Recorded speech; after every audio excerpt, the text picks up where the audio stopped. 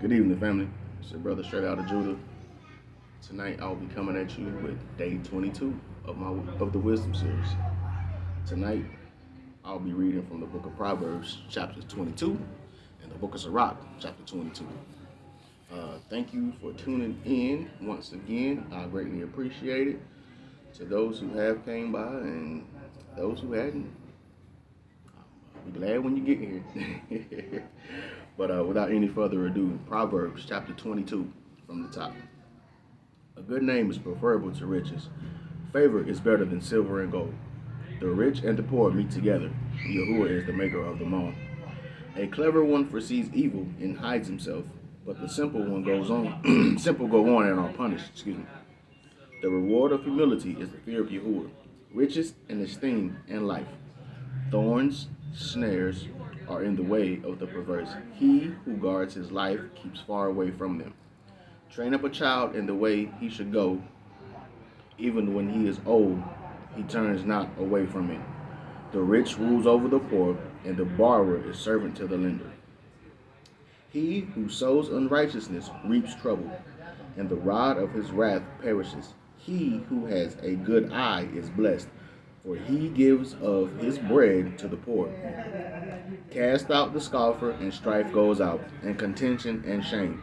He who loves cleanness of heart, whose speech is pleasant, a sovereign is his friend.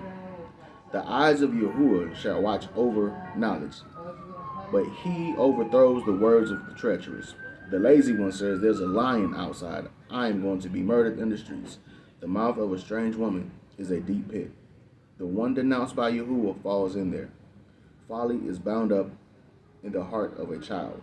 The rod of discipline drives it far from him. One oppresses the poor to increase his wealth. Another gives to the rich only to come to poverty. Incline your ear and hear the words of the wise, and apply your heart to my knowledge.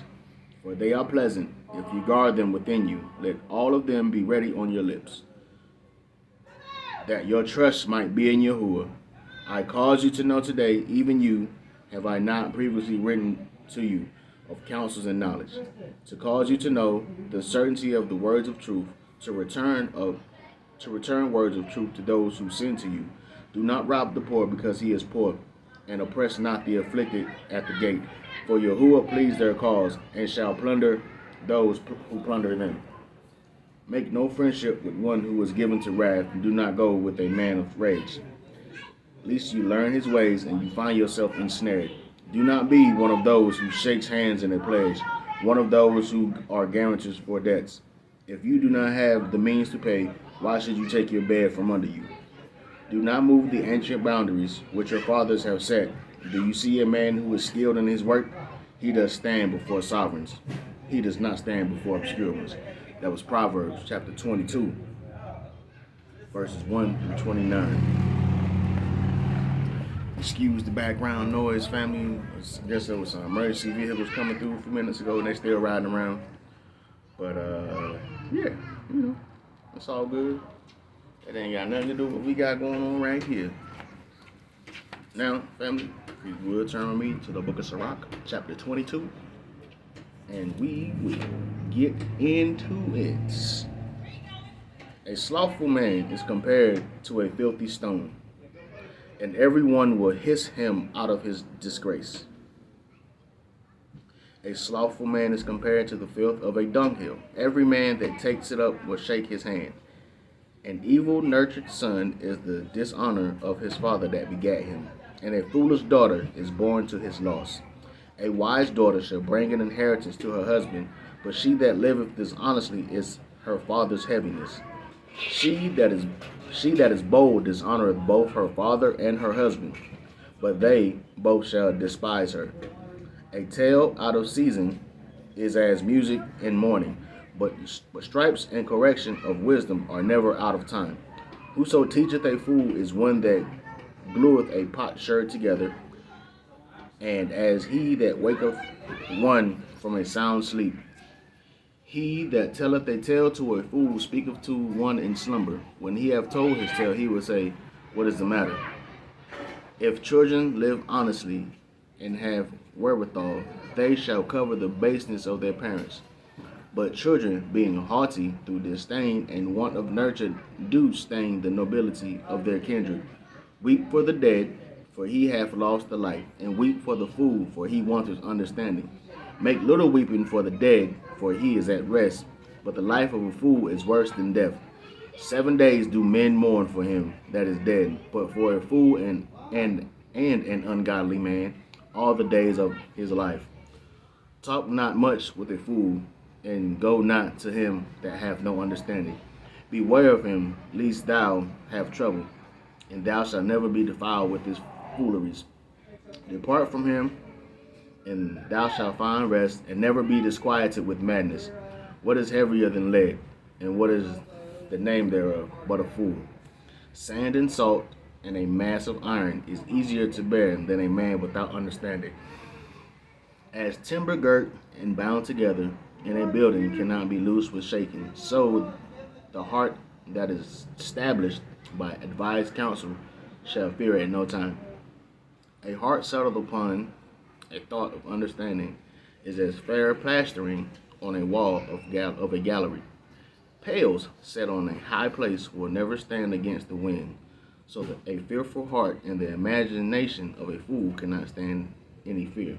He that pricketh the eye will make tears to fall, and he that pricketh the heart maketh it to show her knowledge. Whoso casteth a stone at the birds frayeth them away, and he that upbraideth his friends breaketh friendships. Though thou drawest a sword at thy friend, yet despair not, for there may be a returning to favor. If thou hast opened thy mouth against thy friend, fear not, for there may be a reconciliation, except for upbraiding or pride, or disclosing of secrets, or a treacherous wound. For these things every friend will depart. Be faithful to thy neighbor in his poverty, that thou mayest rejoice in his prosperity. Abide steadfast unto him in the time of his trouble, that thou mayest be heir with him in his heritage. For a mean estate is not always to be contemned, nor the rich that is foolish to be had in admiration.